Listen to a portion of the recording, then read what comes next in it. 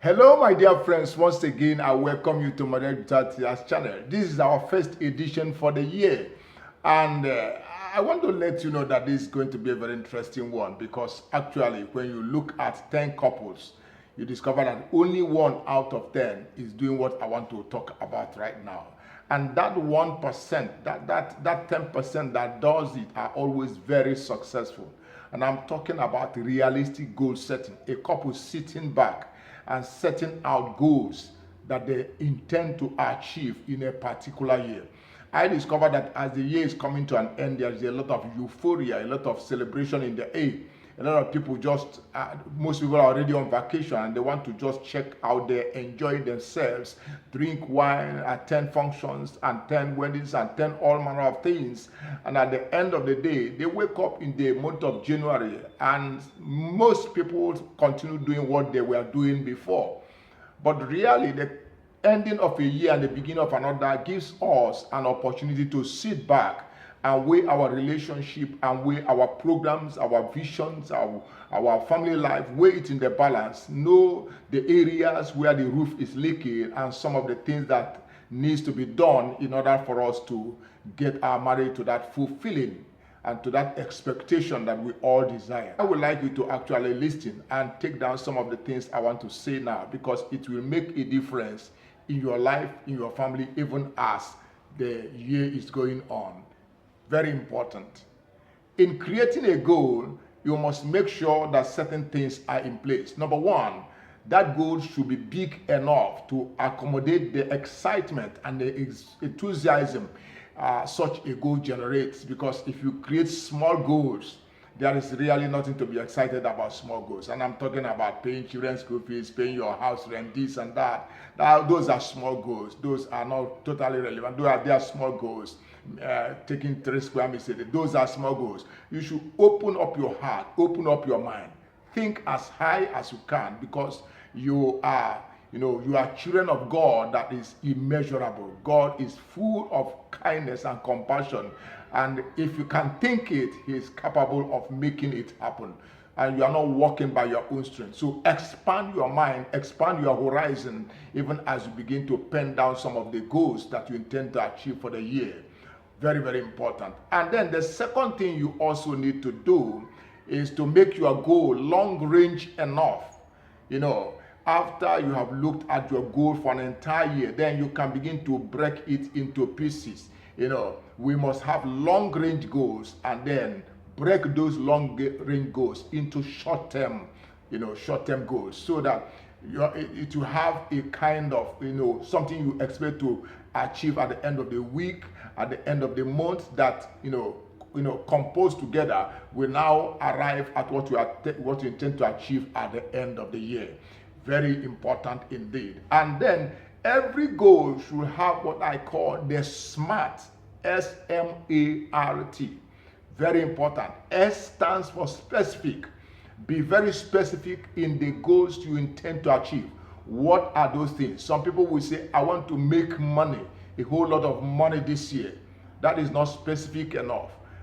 Specific enough means I want to make $100 million at the end of the year. That is specific.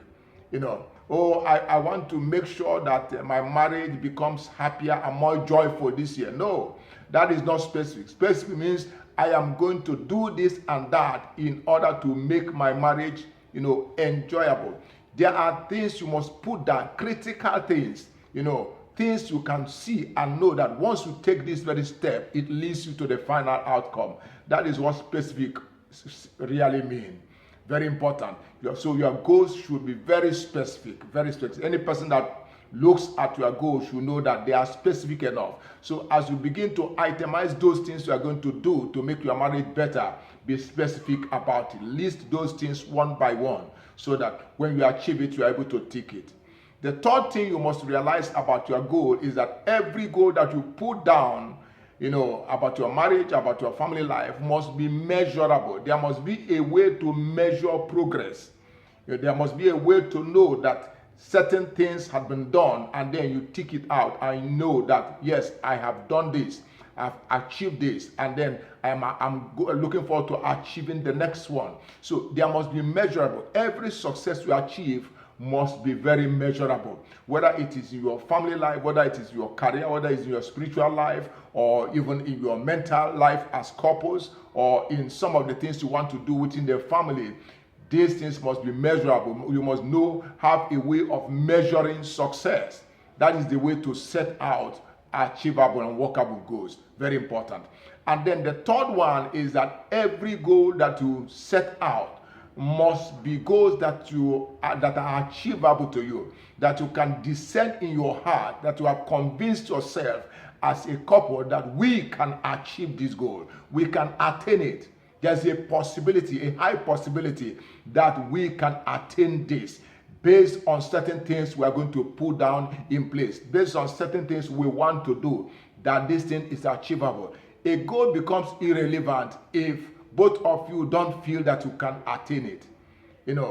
An example is a jobless man, telling himself, or a couple that are, living total joblessness, and then beginning to tell themselves that by the end of the year they will make $100 million. In their heart, every month they have not even made up to 1,000 or 10,000. So it becomes difficult for them to begin to think in terms of that big figure. So you must convince yourself that whatever you are putting down in the first place as a goal that you want to attain as a couple, as a family, that these goals are achievable. Convince yourself, convince your partner, yes, darling, we can do this. Darling, there's a possibility that we can attain it. Based on certain things we are going to do, I have the joy in my spirit to know that this thing is attainable. We can fix it. So convince yourselves, convince your partner that these things are attainable. Very, very important.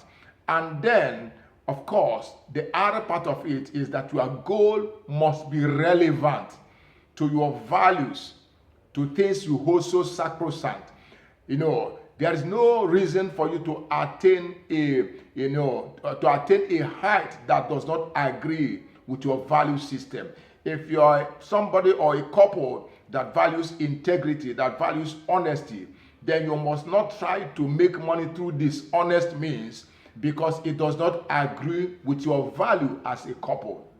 If you are a couple that loves hard work, the diligence that goes with creativity, that goes with enlarging your coast, all the diligence that goes with it, all the hard work that goes with it, then you should not be committed into playing games or lottery or things like that, because it does not agree with your value system. So let your goal be relevant and to your value system as a couple. Very, very important.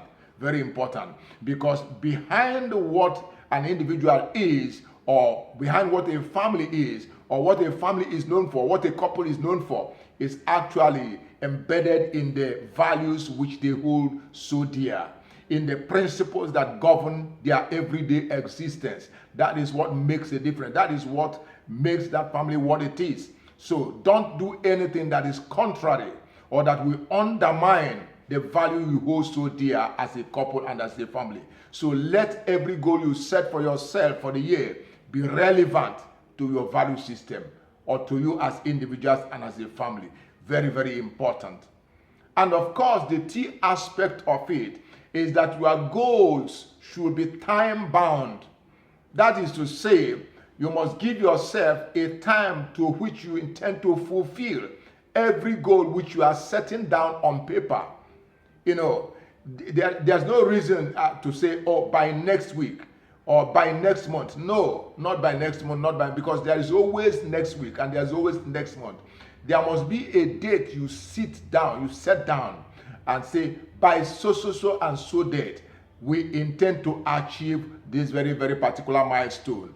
Very important. This is what a couple should do at the end of every year or at the beginning of the year. Set down goals that are time bound. There are goals that you may consider quarterly goals, things that you intend to do in the first 3 months of the year, and then the second quarter, the third quarter, and then the final quarter. And as you are looking at your goals being achieved in those quarters, it gives you a whole lot of fulfillment, a whole lot of joy to know that these goals are being fulfilled one after the other. Very important indeed. So they must be time bound. If you are yet to subscribe to my channel, please do so immediately as you click on this red button by my side. Become a subscriber and let's do this often and on to the glory of God.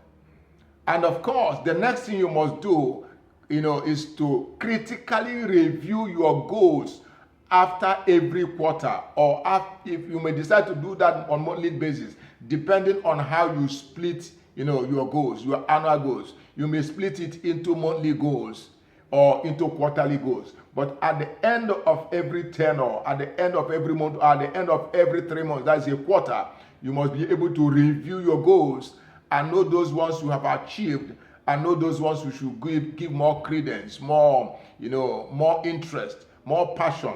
Know the goals that you have not given much attention to.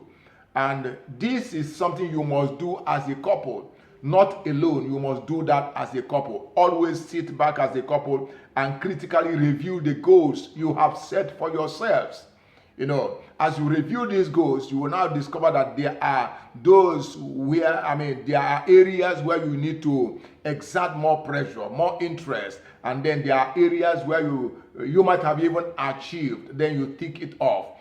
As you do that, your life becomes more joyful, more proactive, more wonderful as the years go by. So, constantly review your goals. Constantly review your goals. And of course, finally, in setting out your goals, always celebrate every milestone.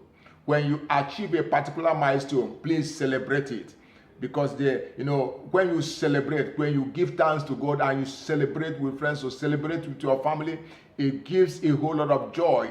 It adds vibe. It adds a lot of zeal into what you are doing. You now realize that you are not stagnant as a couple. You are not stagnant even as an individual. You are not stagnant as a family. That you are moving. You are moving. Because when you fail to celebrate, you undermine the whole process. Life is a joyful thing. So always try as much as possible to celebrate every milestone that you achieve in every goal you set for yourselves. On this note, we are going to end this edition because I don't want it to be too long so that you have enough time to assimilate what we have said on this edition, because in the next edition, we are going to expand it further. Please don't miss the next edition. Very, very important indeed. And before you sign out, please click on this red button, get subscribed, and be part of this channel. It's going to be a glorious time indeed, especially this season. I look forward to having you next week. Have an awesome time. Good night.